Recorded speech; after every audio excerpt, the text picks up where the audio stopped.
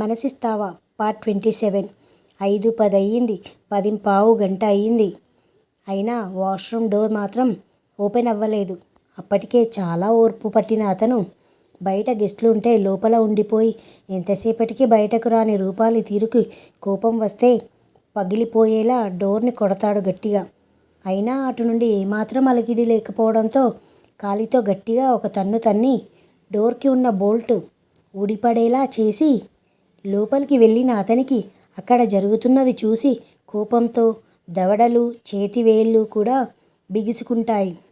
Washroom లోపలికి వెళ్ళిన రూపాలి ఇక్కడేం చేయాలి అని కాసేపు ఆలోచించగా అదేదో మూవీలో బాత్రూమ్ విండో నుండి పారిపోయే సీన్ గుర్తుకు వచ్చి పైకి చూసిన ఆమెకి అక్కడ విండో కనపడడంతో కళ్ళలో మెరుపు, పెదవుల్లో చిరునవ్వు వస్తాయి.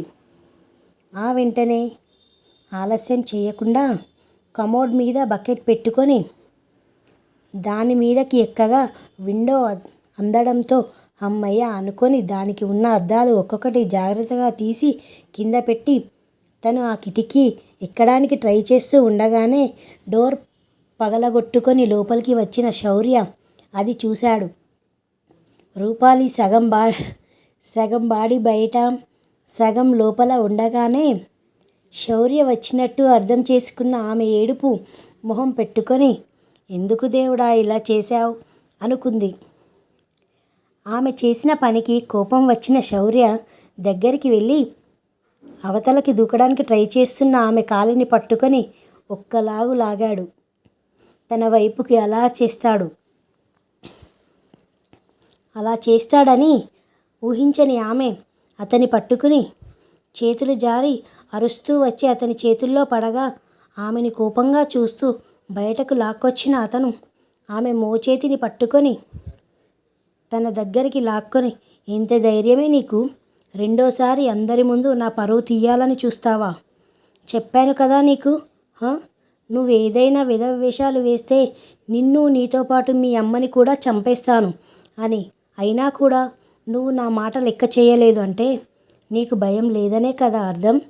కోపంగా ఆమె మొహంలో మొహం పెట్టి వెయిట్, ఇప్పుడే నీకు భయం అంటే ఏంటో చూపిస్తాను అంటూ ఎడమ చేత్తో పాకెట్లో నుండి ఫోన్ తీసి హాస్పిటల్కి కాల్ చేసి ఫోన్ స్పీకర్లో పెట్టాడు. హలో మిస్టర్ కిరణ్, మీ దగ్గర పేషెంట్గా ఉన్న ఆమెకి ఏ రకమైన ట్రీట్మెంట్ అందడానికి వీల్లేదు. ఇమీడియట్గా ట్రీట్మెంట్ ఆపేయండి అని చెప్పాడు. ఆ మాట వినగానే అప్పటి వరకు ఉన్న వెర్రి ఊహల నుండి బయటకు వచ్చి ఎవరో నెత్తిమీద పెద్ద బండ వేసినట్టుగా నిలువు గుడ్లు వేసుకొని నిలబడిపోయింది ఆమె.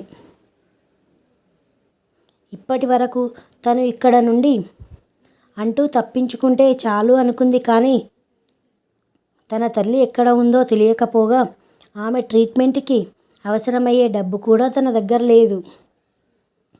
అది లేకపోతే తల్లికి ఏమవుతుందో అనే ఆలోచనల్ని పూర్తిగా పక్కన పెట్టింది పిచ్చి ఆలోచనలతో రూపాలి.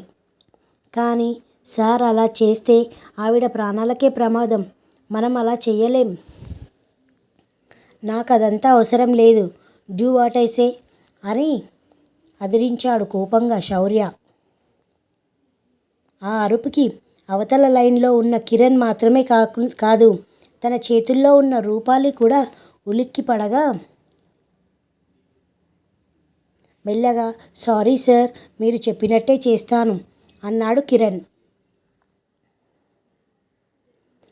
ఆ మరుక్షణం మోకాళ్ళ మీద కూర్చొని చేతులు జోడించి అతని వైపు ఏడుస్తూ చూస్తూ నో, అలా చేయకండి, మీకు దండం పెడతాను. ఇంకెప్పుడు నేను ఇలాంటి పిచ్చి పనులు, మతిలేని పనులు చెయ్యను అంటూ ఏడుస్తూ ప్రాధేయపడింది రూపాలి. ఆమె మాట్లాడకముందే కాల్ మ్యూట్ చేసిన శౌర్య నాకు నీ మీద కొంచెం కూడా నమ్మకం లేదు. పైగా నా మాట లెక్క చేయని నీకు ఖచ్చితంగా భయం అంటే ఏంటో, ఎలా ఉంటుందో డెమో చూపించే తీరాలి అన్నాడు కొంచెం కూడా కంగారు లేకుండా. అలా అనకు, నేను చేసింది తప్పు. ఇంకెప్పుడు అలా చేయను. అది మాత్రమే కాదు, నువ్వు చెప్పినట్టు వింటాను. ఏం చెప్తే ఎలా చేయమంటే అలాగే చేస్తాను. ప్లీజ్ మా అమ్మని కాపాడు అంటూ ఏడుస్తూ అతని కాళ్ళు పట్టుకుంది. ఎప్పుడు సెల్ఫ్ రెస్పెక్ట్ కోసం ఎంత దూరమైనా వెళ్ళే ఆమె తను చేసిన పనికి ఎక్కడ తల్లి ప్రాణాలు పోతాయో అనే భయంతో అన్నీ మర్చిపోయి ఏం చేయడానికైనా రెడీ అయ్యింది. ఆ నిమిషం ఆ వెంటనే ఆమెని పైకి లేపి బుగ్గలు రెండూ నొక్కి, ఎందుకే నన్ను మనిషిగా ఉండనివ్వవు? హా, నీకు మనుషులు భాష అర్థం కాదా అన్నాడు ఆమె కళ్ళలోకి కోపంగా చూస్తూ. లేదు లేదు, ఇంకెప్పుడు నేనేం మాట్లాడను. నువ్వు చెప్పిందే చేస్తాను. ఈ ఒక్కసారికి నన్ను నమ్ము అంటూ ఏడ్చింది. ఏం చెప్పినా చేస్తావా? హా, చేస్తాను.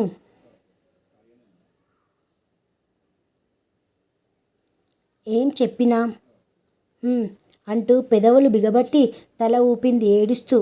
ఓకే, అయితే వెళ్ళి ఆ ఫేస్ సరిగ్గా చేసుకొని క్విక్ అని అరిచాడు.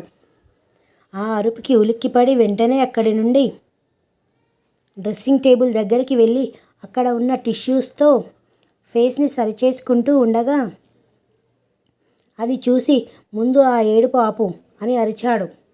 దాంతో ఏడుపుని బలవంతంగా ఆపుకొని తన పని తాను చేస్తూ ఉండగా కాల్ మ్యూట్ నుండి తీసి, కిరణ్, నేను మళ్ళీ కాల్ చేసే వరకు ట్రీట్మెంట్ మొదలు పెట్టకండి అని చెప్పి కాల్ కట్ చేశాడు. ఇంకా ఉంది. మీకు గనుక ఈ వీడియో నచ్చితే లైక్, షేర్, సబ్స్క్రైబ్ చేయండి. అలాగే నా ఛానల్ని సపోర్ట్ చేయండి.